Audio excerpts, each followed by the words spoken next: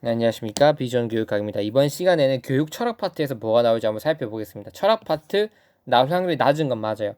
나올 확률이 낮지만 그렇다고 대비를 안 했을 때 안 하게 된다면 나왔을 때 아예 적지를 못할 거거든요. 그래서 일단 기본적으로 전체적으로는 다 보고 들어가셔야 돼요. 근데 무엇이 나올지는 모르지만 그래도 나올 수 있는 요소들을 제 어떤 판단에 의해서 한번 추출해 보면 교육 철학 파트 경우에는 여러 가지가 있겠지만 그 중에서 순서를 굳이 매겨보자면 저는 이렇게 매겨보겠습니다.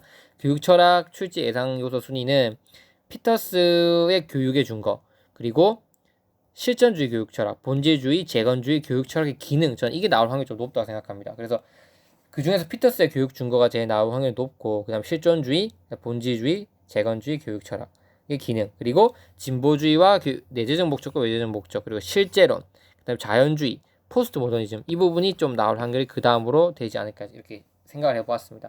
물론 이 외에도 보시면 일단 여기 안에 담겨 있는 거는 교육 철학 안에서 제 생각엔 나올 수 있는 요소들이 다 담겨 있습니다. 여 안에 있는 것들 다 담겨 있는데 그 중에서도 좀 나올 확률이 높은 거를 제가 파란 색깔로 이렇게 표시를 해본 겁니다. 그래서 교육 철학 영역이 워낙 넓지만 최소한 여기 있는 거 정도는 솔직히 다 보고 들어가시는 걸 추천드리고, 그래도 그 중에서도 또 뽑아보자면, 굳이 뽑자면 이런 것들이 나올 수 있다 이렇게 생각을 할 수 있는 거죠. 그래서 교육의 조건은 교육이라고 하는 것이라면 마땅히 갖추어야 될 요건을 얘기하는 거고, 그래서 규범적 조건, 인지적 조건, 과정적 준거가 있죠. 그래서 이 피터스가 제시한 교육의 조건, 준거들, 그 다음에 교육의 목적, 내재적 목적과 외재적 목적, 이 가진 특징과 단점, 이거 꼭 알고 계셔야 됩니다. 내재적 목적도 단점이 있어요. 왜? 사회 현실과 멀어지는 거. 외재적 목적 단점은 인간이 수단화되고 배움의 즐거움이 감소된다는 거. 이렇게 이런 내재적 목적과 외재적 목적은 그 특징과 단점을 알고 계셔야 됩니다. 그럼 교직관 알고 계셔야 되고, 그 다음에 교사의 권리, 의무도 나올 수 있어요. 그러니까 교사의 권리와 의무 같은 경우에는 적극적 권리와 소극적 권리, 그 다음에 의무도 마찬가지로 적극적 의무와 소극적 의무가 있거든요. 그래서 뭐 요즘에 교권 이런 것들과 많이 연관된 이제 추세가 있기 때문에 교권 침해 이런 문제들 이 사회적으로 많이 발생하니까 교사의 권리와 의무에 대해서도 우리가 알고 있어야 된다는 것을 언급할 수도 있는 거죠. 그래서 그 부분에서 시험이 만약에 나온다면 여러분 이렇게 적극적 권리, 소극적 권리, 적극적 의무, 소극적 의무로 나누어서 이 부분을 딱 말해준다면 한 가지씩만 다 외우지 말고 한 가지씩만 예시를 들어서 그러면 충분히 도움이 될 것 같습니다. 적극적 권리는 복지우생, 생활보장, 적정근무량. 그러니까 가르치기 위해서 교사에게 더 주어진 걸 얘기하는 거죠. 소극적 권리는 법률에서 보장되는 걸로 뭐 부체포 특권, 쟁송제기권, 교직단체 활동권이 있고, 적극적 의무는 해야 할 것입니다. 소극적 의무는 하지 말아야 될 것이고, 해야 될 것은 품위 유지. 그래서 복장도 매우 중요한 거죠. 교사가 비밀 엄수, 수업에 대한 자기 개발해야 되고, 소극적 하지 말아야 될 거는 딱 핵심적인 거 두 개, 정치 활동과 영리. 이렇게 하면 안 됩니다. 이런 부분도 알고 계시는 게 좋을 것 같습니다. 교육 철학의 기능, 분석, 평가, 사변, 종합적 기능, 이 네 가지 기능으로 교육 철학의 기능을 설명할 수 있어야 됩니다. 이거 분석 철학과도 연관되기 때문에 꼭 알고 계셔야 됩니다. 이 부분.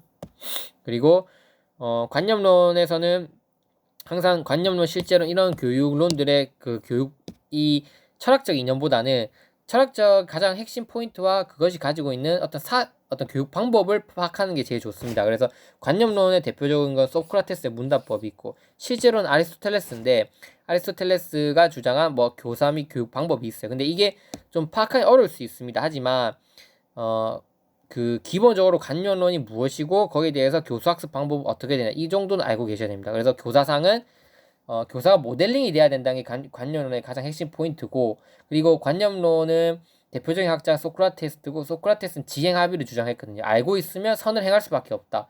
알고 있는 거랑 그 선을 행하는 걸 같은 걸로 보는 거죠, 소크라테스는. 그래서 거기서 주장한 문답법, 이게 아마 나올 확률 관념론에서는 제일 높습니다. 그리고 실제로 설명하는 방법이 여러 가지가 있겠지만 관념론은 그 진리가 인간의 어떤 사상, 가치, 관념 이 머릿속에 존재하는 걸 본다면, 실제로는 실제적인 우리가 탐구할 수 있는 그 자연 관찰 속에 진리가 놓여있다고 보는 게 실제론인 거죠. 뭐 이 꽃이 변화하면서 계절에 따라 변화해 나간다는 사실, 사계절에 따라서 꽃이 지고 피고 그 꽃의 변화 과정은 변하지 않는 사실이잖아요. 그래서 실제로는 우리 감각 기관을 가지고 실제 자연 관찰을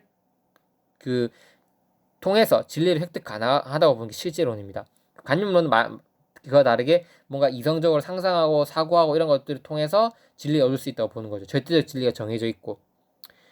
그다음 그렇게 보시면 실제론에서의 교수 방법은 뭐냐면 어쨌든 자연 관찰을 탐구를 해서 진리를 획득할 수 있는 거잖아요. 그래서 귀납적 사고 중시하고 직접 관찰을 중시합니다. 그리고 탐구 능력 배양도 중요시하지만 이걸 하기 위해서는 다양한 지식이 뒷받침돼야 되거든요. 그래서 진리 파악을 위해서 교사 전달식 수업을 추구하는 것도 하나의 특징입니다. 실제로는.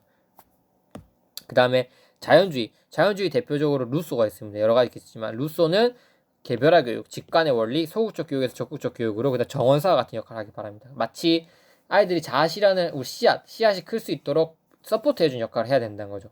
그래서 소극적 교육을 하지만 나중에 어느 정도 컸을 때는 적극적 교육도 하는 걸 추구합니다. 뭐 어떤 관념이나 이런 걸 주입하는 것들, 뭐 도덕성, 사회화 이런 것들을 주입하는 건 어느 정도 나이가 됐을 때 하는 거죠. 어쨌든 그 루소의 교육 사상. 그 다음에 자연주의에서 코메니우스의 합자형 원리가 있습니다. 합자형 원리는 자연의 원리에 맞게끔 우리 인간을 가르쳐야 된다. 자연은 한 지점에서 다음 지점으로 명확하게 이동을 한다. 한 지점이 명확히 완료되고 이동해야 되니까 학습도 마찬가지로 한 기가 딱 완료가 다 되고 제공해야 되지 여러 개 한꺼번에 하면 안 된다. 이런 뜻을 가지고 있습니다. 근데 자연은 적절한 시기를 가진다. 그러니까 인간도 교육을 받을 때가 있기 때문에 때를 놓치면 안 된다. 이걸 얘기하고 자연은 재료가 형태에 선행한다. 따라서 그래서 무언가를 만들기 이전에 구체적인 재료가 있어야 된다는 거예요. 그래서 추상적인 거보다는 구체적인 걸 먼저 줘야 그 구체적인 걸 토대로 추상적인 걸 만들 수 있다고 보는 거예요. 그래서 추상적인 수업보다는 구체적인 걸 먼저 해서 그 수업이 추상적인 방향으로 진행될 수 있도록 한다. 이렇게 주장을 한 거죠. 그래서 코메니우스의 합정 원리도 보고 하는 게 좋습니다. 한 지점에서 다음 지점으로 나아갈 수 있도록 한다. 이렇게 볼 수 있죠. 그리고 보시면 실용주의도 중요하죠. 그래서 실용주의도 이제 흥미가 중요하다. 왜? 외적 세계와 나를 이어준 매개체니까. 경험의 재구성 과정은 trying, 뭘 시도해서 내가 언더를 겪고 그래서 thinking, 생각을 하면서 내 사고가 바뀌고 그 다음에 성장, 이 시작, 과정, 완성 이 세 가지 단계를 통해서 실용주의에서 발전해 나가는 거예요. 경험의 재구성을 통해서 성장을 이룩한다. 그래서 실용주의는 문제 해결 능력을 함량한다. 이렇게 볼 수 있죠.